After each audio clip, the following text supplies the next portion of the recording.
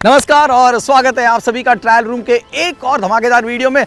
मैं हूं आपका होस्ट सैम और आज हम बात करने वाले हैं होंडा की एक बहुत प्रचलित गाड़ी WRV की। 2020 में इसको कुछ अपडेट, कुछ फेसलिफ्ट मिले हैं, कीमत बदल चुकी है। इन सभी चीज़ों के बारे में हम बात करेंगे, लेकिन उससे पहले एक छोटी सी गुजारिश, एक छोटी सी दरख्वास्त। YouTube पे हमारा चैनल सब्सक्राइब करें। ये नहीं कहूँगा, वो आपका प्यार मिलेगा तो खुद आप कर लेंगे। दरख्वास्त छोटी सी है कि प्लीज़ सड़क नियमों का पालन करें।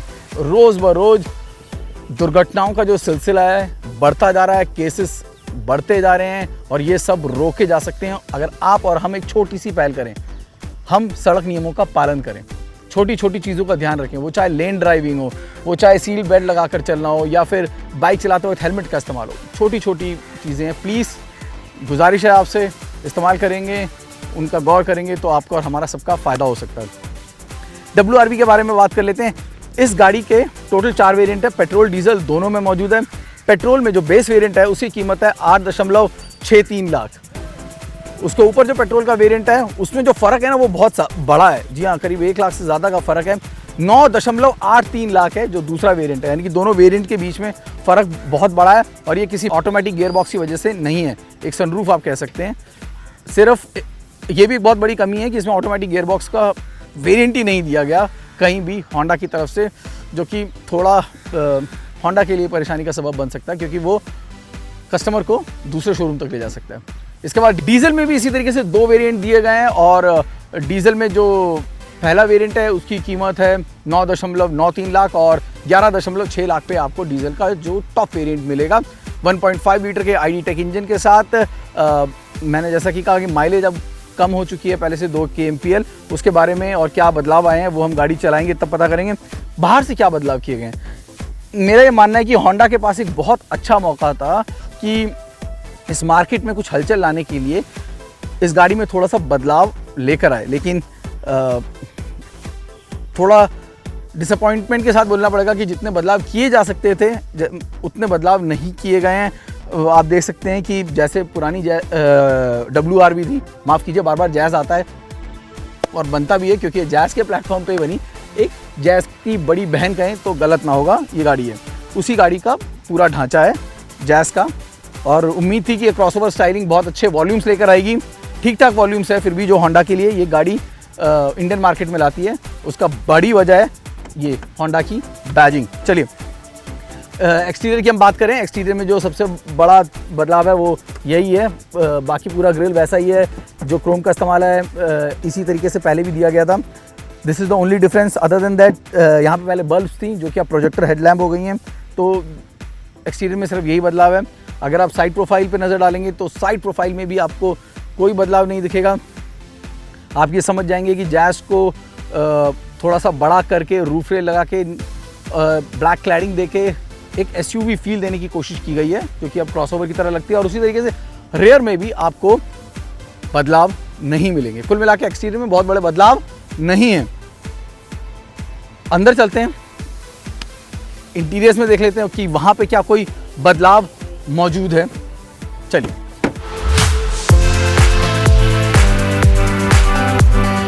मैन मैक्सिमम मशीन मिनिमम, ये जो फिलॉसफी है ना होंडा की, इसका फ़ायदा है ना होंडा की सभी गाड़ियों में मिलता है और उसका नतीजा स्पेस। ड्राइवर सीट की बात करते हैं, यहाँ पे आपको अपनी ड्राइविंग पोजीशन बहुत जल्दी और बहुत आसानी से करेक्ट मिल जाती है।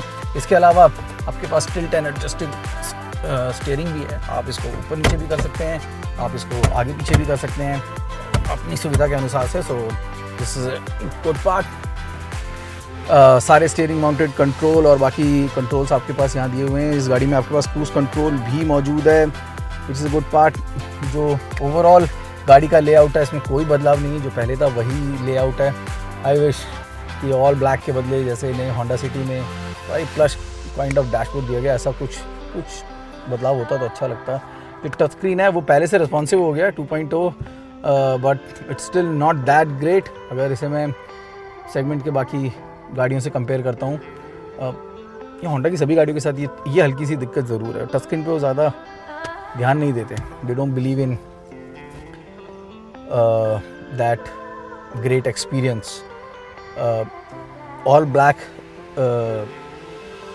पियानो फिनिश के साथ ये अच्छा कंसोल है जो कि दिया गया है। इट लुक्स गुड, लेकिन बहुत जल्दी गंदा भी हो जाता है। मैंने गाड़ी काफ़ी इस्तेमाल किया है तो उसमें जो मिट्टी विट्टी है ना वो बहुत जल्दी लग जाती है। प्लास्टिक बहुत हार्ड है, ऐसे कोई बहुत प्रीमियम नहीं लगेगा, लेकिन सीट जो हैं वो बहुत उम्दा, दमदार और अच्छी लगती हैं। जो मुझे बेस्ट पार्ट लगता है ना वो ये कि इसमें स्टोरेज स्पेसेस काफ़ी हैं। यस, वो चाहे बीच में यहाँ पर बॉटल होल्डर के लिए हो, दरवाजे पर हो, आपका ग्लव बॉक्स जो है, इन सभी में ना स्टोरेज स्पेसेस काफ़ी दिए गए हैं। और यहाँ पे भी स्टोरेज स्पेस आपके लिए मौजूद है। यहाँ पर आपको एक 12 वोल्ट का पावर आउटलेट है, एक आगे भी दिया हुआ है, USB स्लॉट्स हैं 2। तो in total everything is goody hair.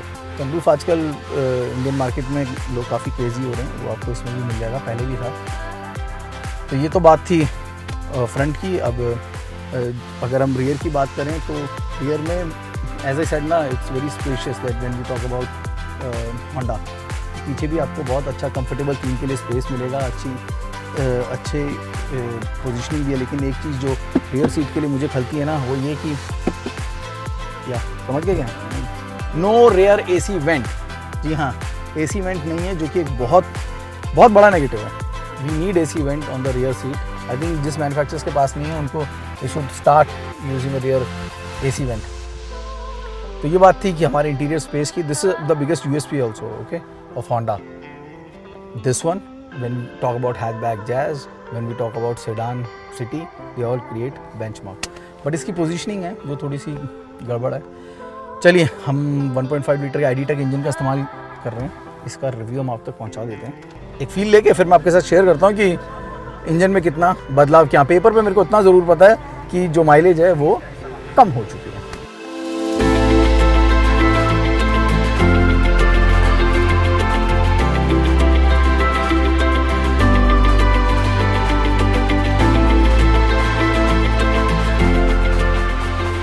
चलिए, बाहर और अंदर बहुत ज़्यादा बदलाव तो नहीं है, लेकिन ये इंजन ही है जिसमें आपको थोड़ा बदलाव दिखेगा। अब BS6 मानकों पर है, इंजन वही है पुराने वाला 1.5 लीटर का ID-Tech। अब बदलाव के कारण क्या है जो अच्छा हुआ, जो क्या है जहाँ पे मार पड़ी है माइलेज पर। पहले 25 kmpl की माइलेज थी, अब 23 kmpl की हो गई है, यानी कि 2 किलोमीटर पर लीटर की माइलेज का फ़र्क पड़ा है। और फ़ायदा कहाँ हुआ है? फ़ायदा रिफाइनमेंट में हुआ है। ये इंजन हमेशा से बहुत नॉइज़ी रहा है, तो रिफाइनमेंट लेवल जो है वो इंजन का पहले से बेहतर हो चुका है। और NVH की अगर मैं बात करूँ, नॉइज़ वाइब्रेशन हार्शनेस की, तो वो बेहतर हुआ है। रोड नॉइज़ जो है पहले की तरह नहीं आ रही है। पहले ना मुझे ये जो स्पेशली ये जो 1.5 लीटर, ये अपने समय के साथ बेहतर होता रहा है, हाँ, रिफाइन होता रहा है, इसमें कोई शक नहीं है। तो उसकी अगर मैं बात करूँ तो फ़ायदा हुआ है। रोड नॉइज़ जो है वो अब आपको कम परेशान करती है। दिक्कत कहाँ पर आती है? दिक्कत आती है बम्पर टू बम्पर ट्रैफिक में, क्योंकि ये ना लो स्पीड पे गाड़ी आपको ना थोड़ा सा ईज़ में नहीं लगती है, और ऑटोमेटिक ऑप्शन तो है ही नहीं। अब बम्पर टू बम्पर ट्रैफिक है, अगर आप ऐसे एरिया में रहते हैं जहाँ पे, जैसे मैं जहाँ पे रहता हूँ उसके आसपास बहुत ज़्यादा ट्रैफिक रहता है, मेरे को घर से निकलने में भी काफ़ी टाइम लग जाता है इस स्टॉप गो ट्रैफिक में। और ऐसे में पहले और दूसरे गियर पे आपको पूरी गाड़ी निकालनी पड़ेगी। So that is going to be a problem. हाँ, अगर आप एक बार अच्छी स्पीड पे पहुंच जाएं, 2000 RPM के ऊपर गाड़ी हो, तो then it is fine. But again, this is not going to be great fun for people living in hilly areas.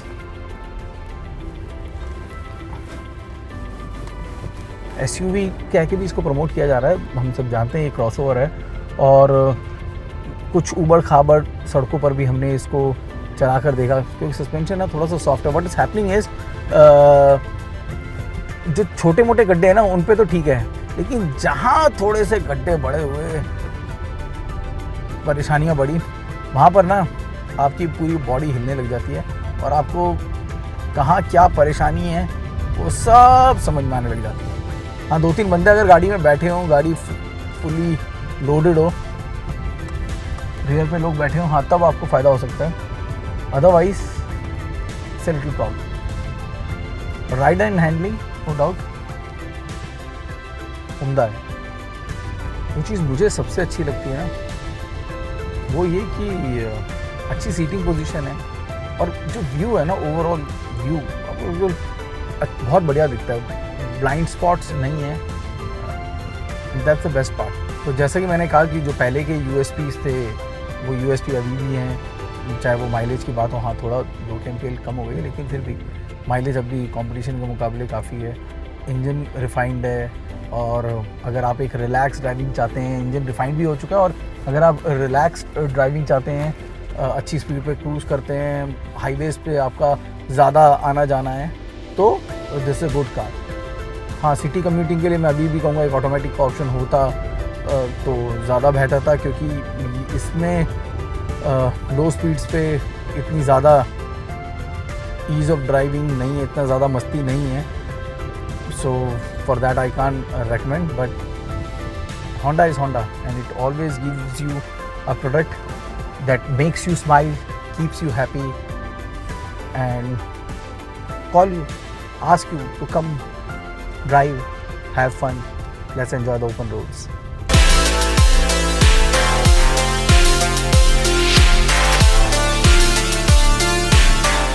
तो ओवरऑल कुल मिला के नतीजा क्या है? 1.5 लीटर का ID Tech WRV है जो कि हमने आज परखा। बहुत ज़्यादा बदलाव नहीं है। गाड़ी की जो पहले USPs थी वो USPs अब भी बरकरार हैं। एक अच्छी फैमिली वाली फीलिंग, अच्छा looking room, spacious cabin, fantastic mileage, अच्छी राइड एंड हैंडलिंग, ये कुछ ऐसी खूबियाँ हैं जो कि WRV को अपने गैरेज तक पहुंचाने के लिए खींचती हैं, वो अब भी मौजूद है। लेकिन कुछ कमियां भी हैं जो कि बड़ी हैं। कनेक्टेड फीचर्स की गाड़ी में कमी है। SUV फील जो हाई सीटिंग पोजीशन के साथ एक अच्छा ग्राउंड क्लियरेंस जो ज़रूरत होती है वो इसमें नदारद है। और वो जो एक अग्रेसिव अपील, स्पोर्टी अपील जो कि आज का ग्राहक बहुत ज़्यादा डिमांड करता है, और बाकी जो कंपटीशन दे रहा है बहुत फ्यूचरिस्टिक और अप टू डेटेड, वो इसमें थोड़े से कम है। लेकिन इस वजह से इसकी कीमत भी कम रखी गई है। लेकिन फैसला आपका है। अगर एक आपको अच्छी स्पेशियस फैमिली वाली गाड़ी चाहिए, and this is a good car for you.